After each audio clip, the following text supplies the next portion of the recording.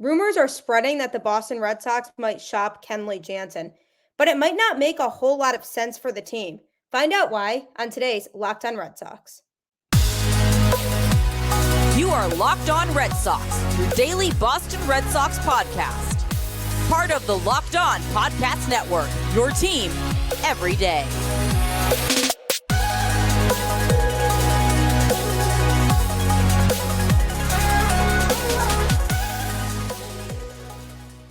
Hello and welcome to Locked On Red Sox, your daily Boston Red Sox podcast, part of the Locked On Podcast Network, your team every day.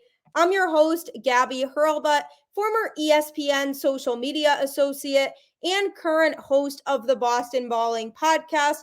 And I am here to bring you the latest in all things Boston Red Sox, no matter what that might entail, straight to your favorite podcast feed for free, no matter what. And honestly, if you're not taking advantage of 3 free things in life, I really don't know what you're doing. So you might as well take advantage of the fact that it's free and start your day off right by tuning into the show. Locked On is your team every day. Today's episode is brought to you by FanDuel. Make every moment more. Right now, new customers get $150 in bonus bets with any winning $5 moneyline bet. That's $150 if your team wins. Visit FanDuel.com/lockedon to get started. Welcome to another episode of the show where we sit and wonder, what do the Red Sox do next? The moves that they've made so far this offseason have truly come out of nowhere.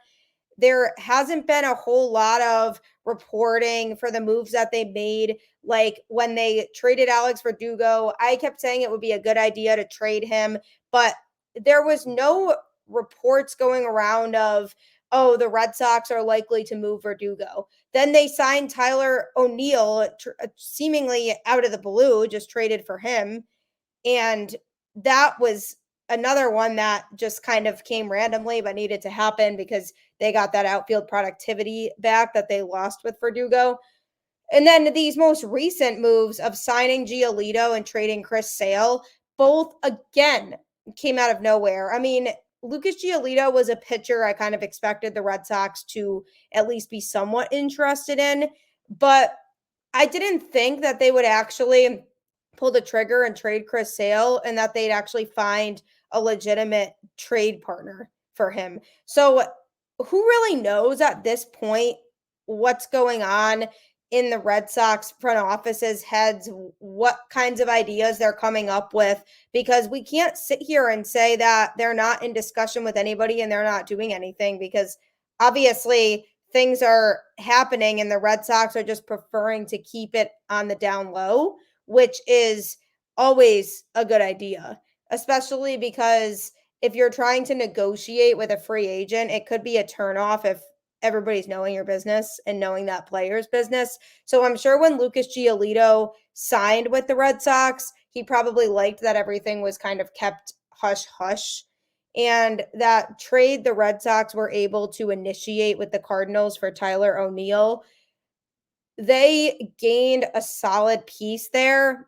And I'm sure the Cardinals like doing business with them because it's hard when everybody knows the conversations that you're having. So who knows what's next for the Red Sox? But one thing I can say is that it seems like we're turning the page a little bit with this Red Sox team. It seems like there's a little bit more of a direction in terms of where they're wanting to go.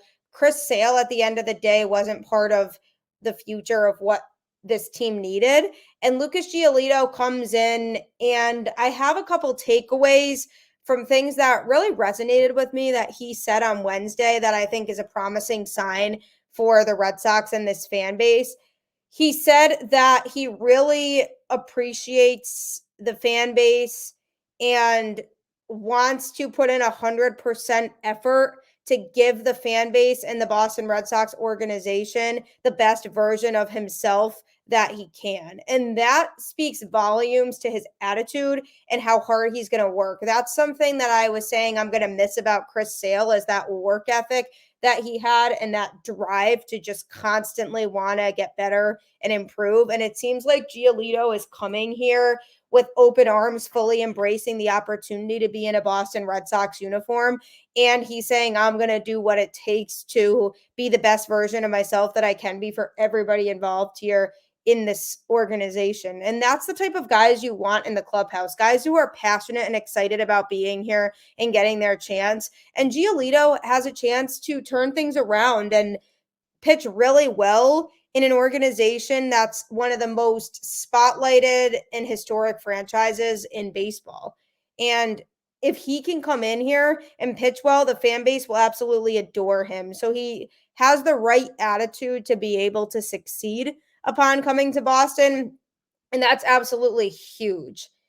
Another thing that he said that I really liked was that he said he really is a fan of Andrew Bailey and has been in contact with him over the last few weeks.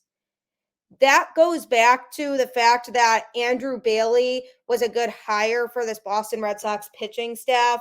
They had to revamp their coaching staff in general, but to bring in somebody to work with the pitchers who is incredibly knowledgeable and seemingly can relate to the guys and help improve players is huge. And Bailey has a proven track record based on his time in San Francisco. And if he can come into Boston and follow that same pattern that he followed in San Francisco in the way that he was able to analyze these players and really figure out what needs to be done to get them onto the right track to be successful, then I feel like he can work with Lucas Giolito and improve his game to the point where Giolito can be a reliable option out of the rotation for Boston. Now, obviously, there's nothing guaranteed.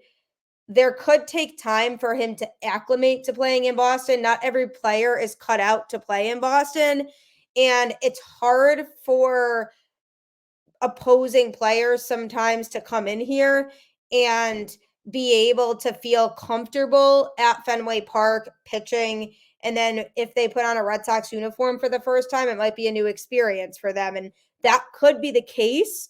But I feel like the fact that Giolito has that connection already with Andrew Bailey and they've been in touch for a bit shows that, one, the Red Sox were interested in him for a while and were in discussions with him for a while. For two, it shows that Giolito feels comfortable around Bailey, which can allow him to feel more comfortable working with him and be open to critiques from him on his pitching style and the way he's approaching the game. And three, it shows that Bailey is getting to know him and forming that early connection with him to the point where he can start to identify some things about him that may be best as an approach. This applies for any job. We all are different. We all learn differently and we all take feedback differently. And being able to hone in on other people's personalities and giving them feedback in a way that they're able to accept it and understand it and then go and make it better is huge. And Bailey, I said this initially when the Red Sox hired him. One thing I really like about the guy is that seeming apparent connection that he has with the pitchers where they feel comfortable, and individually he's measuring everybody on a scale to figure out individually how they can grow and improve. And the fact that he and Giolito have been having conversations for a few weeks already makes me inclined to believe that Giolito is comfortable working with him and is happy that he's the guy the Red Sox have in there that can help elevate his game. So this already is seeming like it could be a good match, Giolito and Boston.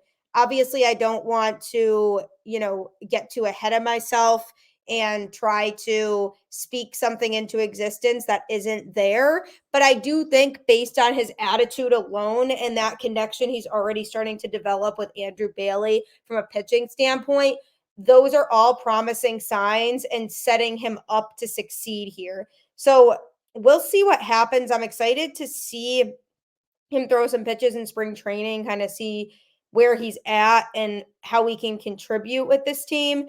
But Andrew Bailey it seems like he's going to be a great fit here, and hopefully he can get Giolito back to a point where he's being very productive in about a middle part of the rotation. So those were two very solid statements that stood out to me from Giolito. And another thing that stands out to me is the fact that the Red Sox are rumored to shop their closer this offseason. Should they move him? You'll find out next. Do you love sports betting? Do you find sports betting annoying because so many people are talking about it all the time? Either way, I totally understand why you would feel the way that you do, but FanDuel absolutely has you covered. The NFL regular season is wrapping up, but there's still time to get in on the action with FanDuel, America's #1 sportsbook. Right now, new customers get $150 in bonus bets, guaranteed when you place a $5 bet.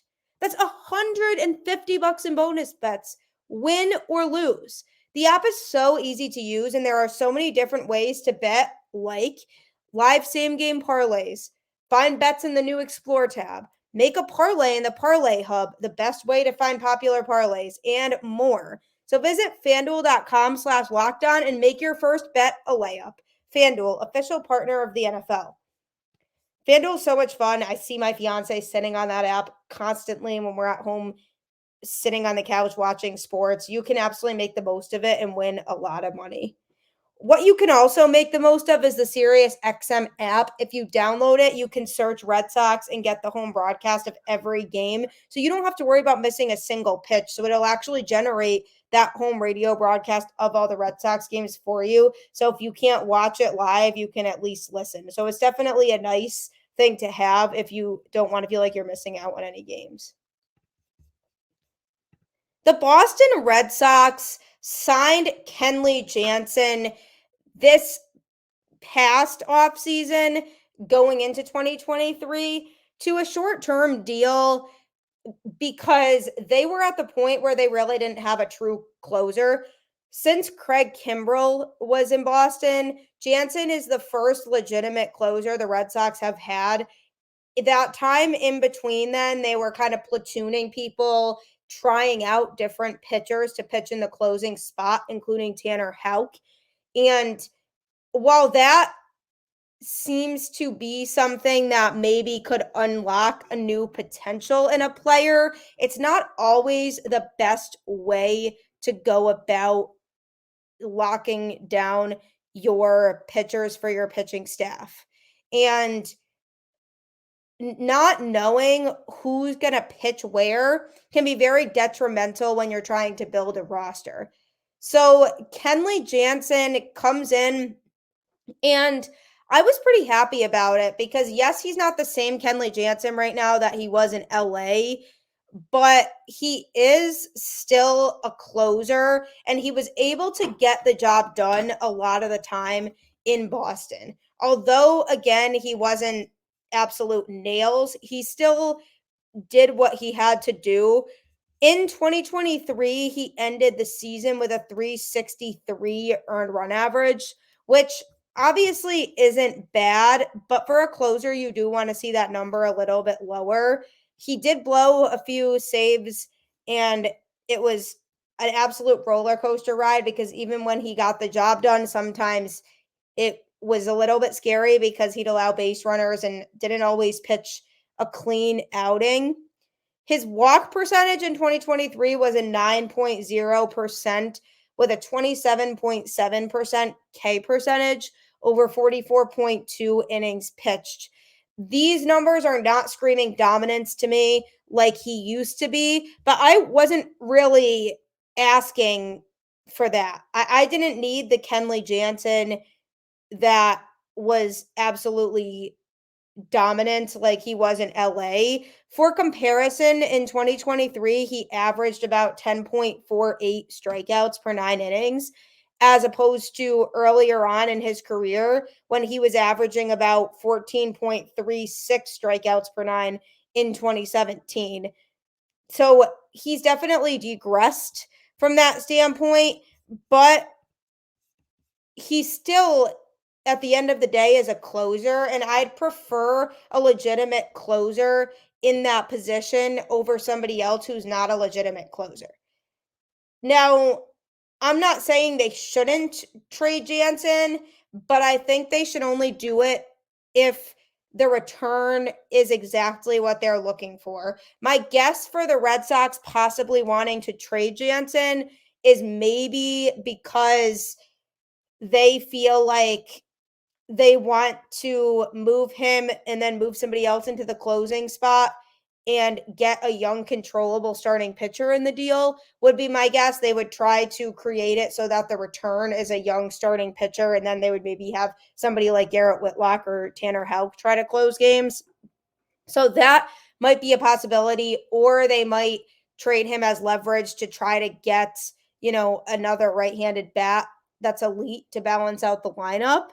So the question becomes, where are the Red Sox at with where they want to spend in free agency? Do they want to spend on somebody like Teoscar Hernandez to come into the outfield and be another right-handed bat that helps balance out the lineup? Or do they want to spend on a high-end starting pitcher that can be at the top of that rotation and really help dominate and win a lot of games for Boston? Or are they not planning to spend money in free agency on either and a look to the trade market, and that's why they're looking to shop Jansen? So there's a lot of different directions that this can go, but at the end of the day, I would rather keep Jansen than move him just because the Red Sox felt like he needed to be moved. I think there's more that you can get out of him for another year. I don't think he digressed to the point where he's absolutely done. Will it be a struggle for him sometimes? Absolutely. But I could totally see the Red Sox saying, yeah, we're going to give Whitlock or Houck a chance to close games by moving Kenley Jansen.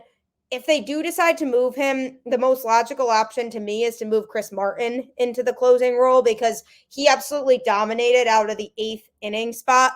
Last year, that was his spot. He was that bridge guy before Jansen came in. And if he can do that job really well, he can probably close games really well too. So that would be my choice to move into that closing role if they do trade Jansen. But the whole reason for the Red Sox getting Kenley Jansen in the first place was because they needed a legitimate closer again. And they didn't have one since Kimbrel, and not having a legitimate closer has hurt them a lot over the last few seasons. And I thought they were turning the page with that. Yes, I knew Kenley wasn't a long-term solution, but I thought he was a good one for the next couple of years. And then they tried to maybe get younger and trade for a younger stud closer. But the reality at the end of the day is if they want to move Kenley Jansen, then they're going to try to move Kenley Jansen. But I would just be worried that they'd be back at where they were before, where they're struggling again to win games because they don't have a legitimate closer. How often did we see during the 2022 season when the Red Sox lost close games in the last inning or two because they didn't have a legitimate closer to come in? And yes, the 2023 season was a struggle for the Red Sox, but Jansen was actually one of the brighter spots on the team, all things considering. He won more than he lost. He didn't blow nearly as many saves as people might like to think he did. He had some very, very strong outings. And if the Red Sox keep him on the roster, he's going to help leverage that bullpen because by trading him, the Red Sox are putting pressure on another pitcher to step into that closing role. And not every pitcher is built to be a closer. That's why so few closers are as successful as they are in that role, because it takes so much pressure to be able to go out there and pitch well if you're trying to save a game in the 9th inning and keep your team's 1-run lead or 2-run lead or 3-run lead. Because only a couple mistakes and you can completely blow the game. So it doesn't take any pitcher to just go out there and be able to do that role. So if the Red Sox do decide to trade Jansen, I would hope that whoever they have come in and close out games can be effective out of that spot. Martin would be my choice, but they might say they would prefer a Tanner Houck or a Garrett Whitlock type of pitcher in that spot. Ultimately, at the end of the day, do I think it's a good or bad idea to trade Jansen? If I had to say, considering everything, I think it's better to keep him. But again, if the package is right and it's a deal that the Red Sox just really can't refuse, then trade him. And especially if there's starting pitching involved in the deal, if it's a controllable young starting pitcher, that would give me something that would be like, okay, we probably should do this because the Red Sox need somebody in their rotation like that, or a pitching prospect who's a very highly rated prospect that the Red Sox could work with and could be leveraged in their system later on. So those are the only two reasons why I would absolutely move Kenley Jansen. Otherwise, thinking keep him on the roster for now, because him being a legitimate closer and having so much experience with that and just how elite he really truly was throughout most of his career, that could be a bright spot for Boston in 2024. But only they can decide that, and we'll probably know soon. So we'll see. Coming up, the Red Sox did have to make room on the 40-man roster to fit Lucas Giolito. So what was that move that they made? I'll be talking about it next. Locked On has launched the first ever national sports 24/7 streaming channel on YouTube. Locked On Sports Today is here for you 24/7, covering the top sports stories of the day with the local experts of Locked On, plus our national shows covering every league. Go to Locked On Sports Today on YouTube and subscribe to the first ever national sports 24/7 streaming channel. This is so exciting for the Locked On network because nobody else does this. Locked On is the only network that has a 24/7 sports streaming channel. So no matter what time zone you're in or where you're at, you don't have to miss out on anything sports related. You can get all caught up on everything without having to scroll through Twitter.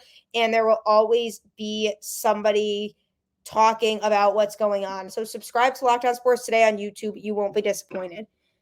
You also won't be disappointed if you download the SiriusXM app, because it means you don't have to miss a single Red Sox game. Isn't that great? I know you diehards out there are happy about this. So if you download the SiriusXM app, it'll generate the home broadcast of every Red Sox game for you if you just search the team on the app.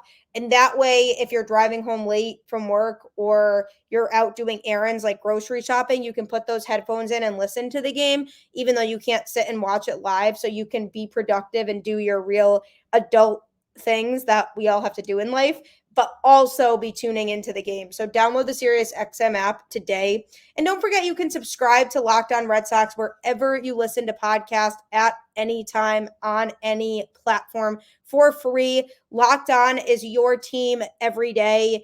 I am here to talk about all Red Sox news, and whether it's good or not, we'll still have fun. So subscribe to the show, share it with your friends and family, and let's continue the conversation about the Boston Red Sox, because they, despite the frustrations the last few years, are still the best team in the world to follow. When the Red Sox acquired starting pitcher Lucas Giolito and they signed him to a $38.5 million deal with an opt-out option after the first year, they needed to make room for him on the 40-man roster. So the corresponding move for them was they DFA'd Mauricio Llovera. Now, if you don't know what DFA means, it basically stands for designated for assignment, and it means the player is immediately removed from his club's 40-man roster. So by DFAing him, that automatically means they could immediately place Giolito on the roster and take Llovera off of it. So within 7 days of that transaction happening, the player can either be traded or placed on outright or unconditional release waivers. If the player does end up getting claimed off waivers by another team, he's immediately added to that team's 40-man roster, at which point he can then be optioned to the minor leagues if he has minor league options remaining, or assigned to his new team's 26-man roster. If the player clears outright waivers and nobody claims him, he can be assigned outright to the minor leagues, but that player can basically then decide they don't want to go to the minors if they have more than 5 years of major league service, and then they could opt to go to free agency instead. So essentially what all of that means is the Red Sox removed him from the 40-man roster and teams can now claim him off waivers, which I'm sure somebody will. He wasn't the best reliever that the Red Sox had, but he did get the job done sometimes when he was out there. He was acquired from the San Francisco Giants in a cash deal in July and then went on to toss 29 and 2/3 innings over 25 appearances after coming to Boston with a 5.46 ERA in that time. Previously, he had spent time with the Phillies and Giants and now has 59 innings of MLB experience with a 5.80 ERA. So he hasn't been that great in the majors, but played much better in the minors, which I think is why the Phillies and Giants maybe saw some upside in him, was because of his performances in the minors, but that didn't translate as well to the majors. And when he came to Boston, it was essentially one and the same. He had a couple outings where he looked very solid, but a lot of times where he looked really shaky, and the Red Sox gave him a lot of chances, but ultimately this makes sense as the move to me that the Red Sox would make in order to put their new starting pitcher on the roster, because Giolito hopefully is going to be somebody who Red Sox fans can be excited about, and we weren't necessarily excited about Llovera. So essentially, he is going to be given the opportunity to go to a different team, and hopefully that works out for him. But he did finish the season with a 4.89 ERA. That's comparing both his time with the Giants and the Red Sox. I'm not upset by it. When it comes to DFAing a player to make room for somebody else, you have to think about players who have had less of an impact on the team. And when looking at the Red Sox bullpen depth heading into 2024, Llovera was somebody to me who wasn't always the most consistent. And when the Red Sox are trying to improve the roster for this upcoming season, they want to keep the guys who were more consistent. And as much as I thought he had some upside when the Red Sox brought him in from the Giants, I knew by the fact that they didn't really give much to San Francisco in the deal that it wasn't really a deal that the Red Sox were incredibly high on. He wasn't somebody the Red Sox really valued acquiring super heavily, and he wasn't somebody that San Francisco saw as somebody worth a lot for. So that alone is something that is always good to keep in mind when you're looking at these trades and what teams are getting from them. The more that a team gives up, the more that player is valued by their previous club.